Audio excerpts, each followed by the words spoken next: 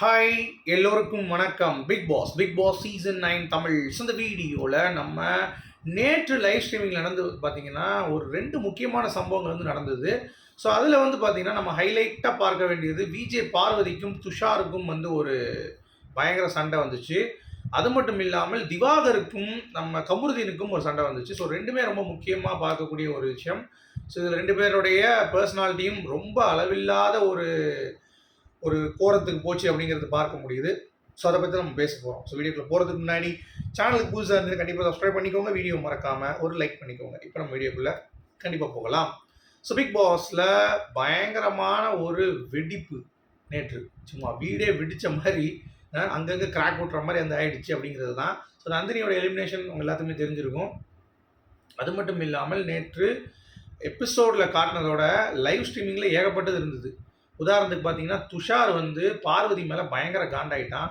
ஒரு கட்டத்தில் அந்த தந்தினி கையை பிடிச்சி துஷார் கிட்ட பேசிகிட்டு இருந்தாங்கல்ல, அப்போ ஒரு நிமிஷத்தில் துஷார் வந்து பார்வதி கிட்ட பக்கத்தில் உட்காந்துட்டு இருக்கும்போது விடு விடு பார்த்துக்கலாம் அப்படின்ற மாதிரி கொஞ்சம் அவள் ரைஸ் பண்ண உடனே இவன் கொஞ்சம் ரைஸ் ஆகிட்டான். பார்வதி சும்மா இல்லாமல் அவளை ஏற்றி விட்டே இருக்கா, அவள் வந்து பார்த்தோன்னா என்ன சொல்கிறது, ஒரு விலகியே இருக்க மாட்டா, அவளை தனியாக விட மாட்டா அப்படின்ற மாதிரி ஏகப்பட்ட கம்ப்ளைண்ட்டு. அவனுடைய உக்கிரமான கோபத்தை பார்க்க முடியுது.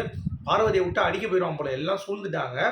பட் இருந்தாலும் இந்த தலானி அடிச்சுட்டு வெளியே வந்து என்ன ஓவரா பண்ணிட்டு இருக்கு அப்படின்னு சொல்லி பார்வதி கிட்ட கையை நீட்டி போகிறதா இருக்கட்டும், ஸ்பேஸ் கொடுக்கணும் சொல்லிக்கிட்டே இருக்கேன், இதுக்கு தான் சொல்ல மாட்டேன் அப்படின்ற மாதிரிலாம் வந்து பயங்கரமாக கர்ஜித்தாரு.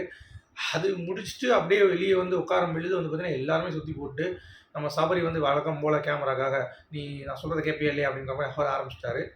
ஸோ அவர் கண்ட்ரோலே ஆகலை. ஒரு கட்டத்துக்கு மேலே அப்புறம் ஆரோரெல்லாம் வந்து பேசி கொஞ்சம் செட்டில் ஆச்சு. என்னடா ஓவரா சீனா போகிறான் அப்படின்ற மாதிரி பார்வதி அந்த சைடு வந்து பார்த்தீங்கன்னா பேசிகிட்டு இருந்தாங்க. ஆனால் பார்வதியை பொறுத்த வரைக்கும் இப்போது ரொம்ப எக்ஸ்ட்ரீமாக ஒருத்தவங்க இருக்காங்க அப்படிங்கிறப்ப கூட ஒருத்தவங்க இருக்கிறது அப்படிங்கிறது நல்லது தான், அதில் எந்த ஒரு மாற்று கருத்தும் இல்லை. ஆனால் துஷார் அது என்ன சொல்கிறாங்க, தனியாக விட்டுருங்கன்றால் அது இப்படி விட முடியாது. அவருடைய கருத்து கண்டிப்பாக தவறு. பட் இருந்தாலும் பார்வதி அதில் ஒரு வேலை பார்த்தாங்க அப்படிங்கிறது கண்டென்ட்டு ஆகி போச்சு, எப்படி மில்க் பண்ணால் என்ன அப்படிங்கிறது தான் பாயிண்ட்டு. ஸோ இந்த ஒரு இஷ்யூ துஷாரோடைய பயங்கரமான ஒரு வெடிச்ச கோவம் இதெல்லாம் வந்து பார்த்திங்கன்னா நிஜமாகவே பயங்கரமாக உலுக்கிடுச்சு அப்படிங்கிறது தான். நமக்கே வந்து என்னடா அது இந்த அளவுக்குலாம் இறங்கி பயங்கரமாக சண்டை போடுவான் நான் துஷார் அப்படின்ற மாதிரி. வந்து ஃப்ரைட் ரைஸ் போடுறான் அப்படின்ற மாதிரி நம்மளே கலாச்சிட்டு இருந்தோம். பட் ஃப்ரைட் ரைஸ் வந்து ரொம்ப காரமாக போட தெரியும் துஷார் எனக்கு அப்படின்ற மாதிரி சைலண்ட்டாக ஹேண்டில் பண்ணுவேன்னு சொல்லிட்டு இப்போ தானடா தீர்மானம் எடுத்துகிட்டு வந்தான், அதுக்குள்ளேயும் வயலண்ட்டில் இறக்க வச்சிட்டிங்க அப்படின்ற மாதிரி தான் இருந்துச்சு. சரியா, அடுத்து கமருதீனுக்கும் திவாகருக்கும் ஒரு ஃபைட்டுங்க. அது நிஜமாகவே ரொம்ப ஆக்ரோஷமாக இருந்தது. அதாவது நந்தினி பக்கத்தில் உட்காந்துருந்தார்.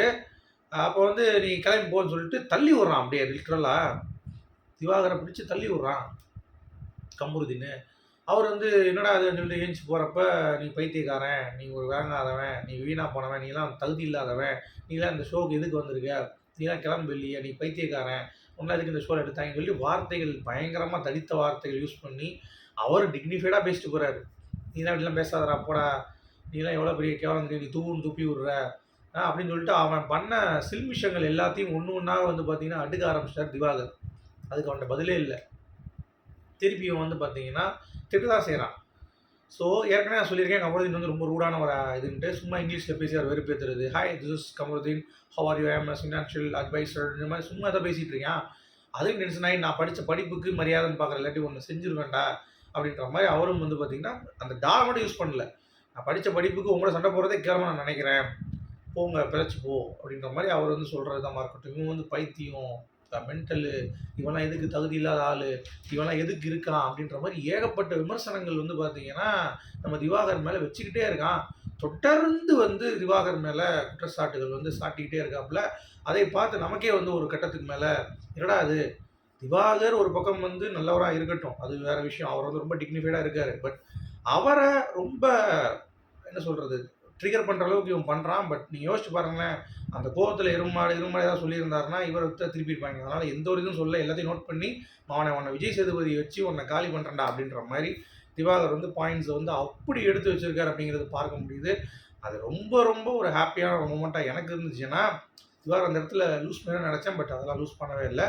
கமருதீன் பின்னாடியே கேமரா பின்னாடி வந்துட்டு பின்னாடி நின்று பேசுகிறது, அவரை பாடி ஷேவிங் பண்ணுறது, இந்த மாதிரி ஏகப்பட்ட விஷயங்கள் பண்ணிகிட்டு இருக்கான் அப்படிங்கிறது பார்க்க முடியுது.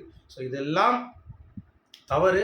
கமருதீன் வந்து அடிக்க போகிறதா இருக்கட்டும், திவாகர் ஒரு மனுஷனாவே மதிக்காம அவர் வந்து செயல்படுற அந்த விஷயத்த கண்டிப்பா வந்து பார்த்தீங்கன்னா, விஜய் சேதுபதி அவர்கள் இந்த வாரம் பேசுவார் அப்படிங்கிறத நான் நம்புறேன். பிகாஸ் ஓவர் ஆட்டிட்யூடு உடம்புக்கு ஆகாது அப்படிங்கிறது தான். அதே மாரி திவாகர் அவருடைய நல்ல மனசையும் வந்து விஜய் சேதுபதி அவர்கள் பாராட்ட வேண்டும் அப்படிங்கிறதும் எனக்கு தோணுது. ஸோ இதுதான் லைவ் ஸ்ட்ரீமிங்ல முக்கியமா நடந்த 2 பிரச்சனைகள். ஒண்ணு கமருதீன் அண்ட் நம்ம திவாகர், இன்னொன்னு வந்து பார்த்தீங்கன்னா விஜே பார்வதி அண்ட் துஷார் அப்படிங்கிறது தான். ஸோ யாராவது மிஸ் பண்ணியிருந்தா போய் பாருங்க. நிஜமாவே நேத்து பயங்கரமா இருந்தது. உத்வேகமா லைவ் வந்து ரொம்ப ஆக்ரோஷமா இருந்தது அப்படிங்கிறது தான். உங்களுடைய கருத்துக்கள் மீண்டும் சந்திப்போம்.